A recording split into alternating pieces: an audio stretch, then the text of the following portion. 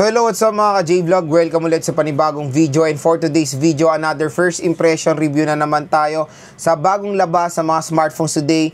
At ang topic natin for today is yung bagong announce na Samsung Galaxy A56. Maganda kaya to? Ano kaya yung upgrades? Tara mga ka-J-Vlog, check natin.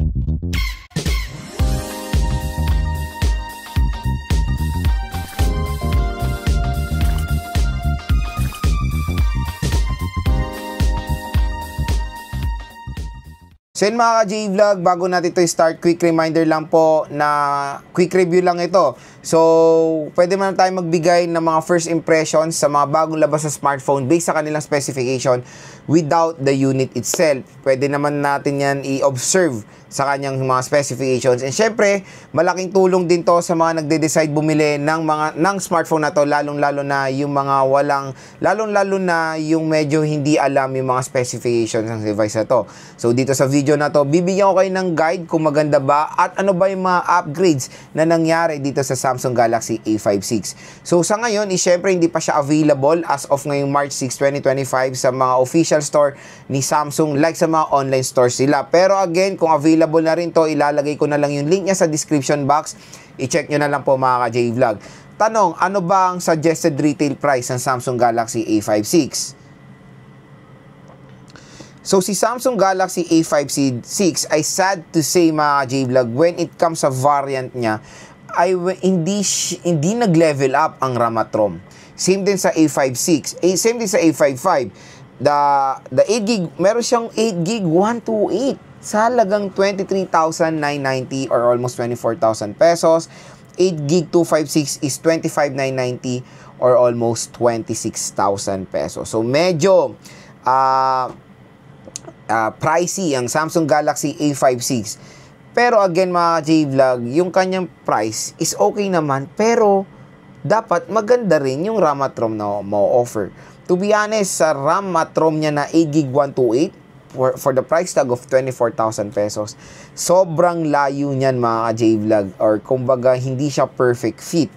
Kasi yung 8GB 128, nakikita na natin yan sa mga entry-level smartphone na mayroong price tag lang na 8,000, 6,000, di ba? I think ang better option na lang sanang ginawa ni Samsung when it comes sa RAM at ROM ng ganitong price tag is 12GB 256 at 12GB 512. Lalo-lalo na ito yung top of the line na A-series. Dapat binigyan nila to ng plenty of RAM and plenty of storage, lalo na ang price tag niya is above 20,000 pesos. Pero again, tingnan natin ibang specs ng Samsung Galaxy A56 mamaya sa aking first impression. So, dito muna tayo sa overall specs si Samsung Galaxy A56. Si Samsung Galaxy A56 ay merong 6.7 inches Super AMOLED display na mayroong resolution na Full HD Plus 1080p resolution, na mayroong Corning Gorilla Glass Victus Plus protection and na 120Hz screen refresh rate. Sa OS out of the box, ang magandang balita is naka Android 15 na siya with One UI version 7, at syempre mga ka-J-Vlog, support to ng Galaxy AI. Sa chipset, meron siyang Exynos 1580 na 4nm. Meron siyang octa-core CPU na merong clock speed na napakabilis, 2.9 GHz, and sa GPU naka-Eclipse 540 siya. Meron siyang triple rear camera system with 50 megapixel main camera na merong optical image stabilization. And sa front-facing camera, meron tayong 12 megapixel. Magandang balita, both rear at front camera ay support po ng 4K video recording. Meron siyang dual steer speakers. At pagdating sa biometrics, dalawa din, face unlock at fingerprint scanner, at yung fingerprint scanner niya ay in-display na.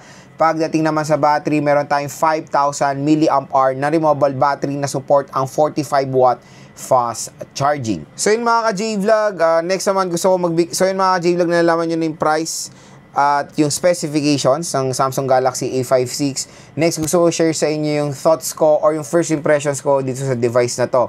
Number 1, sa RAM at ROM. Again, yung RAM at ROM niya, medyo nalungkot lang talaga ako. Hindi pa rin nag-o-offer si Samsung ng 512GB sa A56. Akala ko nga ang A56 ngayon is 512. Kasi sa A36 is hanggang 256 din. So sana ginawa na lang nila, naglagay sila ng option na 512GB, diba? Para meron tayong plenty of storage. Lalo na sa ganitong price, ang perfect na talaga is 12GB of RAM and 512GB of internal storage na hindi pa rin natin makikita sa Samsung Galaxy A56. Next yung display. Yung display, maganda, Super AMOLED. Malaki rin yung screen, 6.7 inches. Mataas ang refresh rate, 120Hz. Perfect na perfect ang mga combination. Maganda rin ang protection, Corning Gorilla Glass Victus Plus. Medyo may isa lang sumablay. Full HD Plus 1080p resolution. Don't get me wrong, Full HD Plus 1080p isa high resolution yan, of course. Pero again, titignan nyo yung presyo. Yung presyo niya na 25,000 pesos, to be honest, a Full HD Plus 1080p resolution is not a perfect fit na yan. Kasi yung ganyang resolution, nakikita na natin din yan sa mga entry-level smartphones today. Sana mas sinasa ni Samsung like Quad HD Plus, W Full HD Plus, or 1220, 1440 resolution, di ba? Or 2K res. So, yung mga ganyang resolution, yan yung mga magagandang resolution sa ganitong presyo na 20,000 pesos above.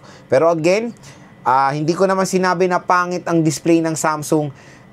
Yung ibang specs niya, sobrang sulit. Basta panalo rin dito sa device na to is yung Super AMOLED display. So siguro binalance din ni Samsung yung specs ng display para ma-achieve ang Super AMOLED display. Kasi usually din sa mga ibang brands na matataas ang resolution pero AMOLED lang.